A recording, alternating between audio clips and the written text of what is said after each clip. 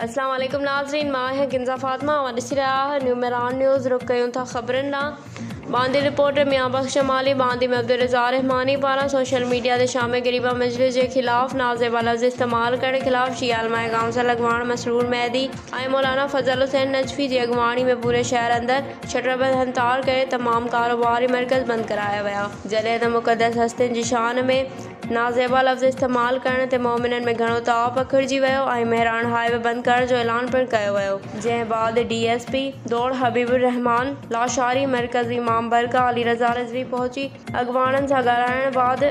बांदी थाणे ते मज़हबी इंतशार फैलाइण ते अब्दुल रज़ाक रहमानी ऐं ग़ुलाम मोहम्मद गौरी ते FIR दाख़िल कई वई ऐं मलूस जवाबदार जी गिरफ़्तारी जी ख़ातिरी पिणु कराई वई, जॾहिं त ॿिए पासे शिया अलमाए काउंसिल अॻूणनि पारां इंतिज़ामिया जी ख़ातिरी बैदि मेहरान हाईवे बंदि करण वारो सॾु वापसि वठी छॾियो। वधीक ख़बरुनि ऐं अपडेट्स लाइ ॾिसंदा रहियो न्यू मेरान न्यूज़।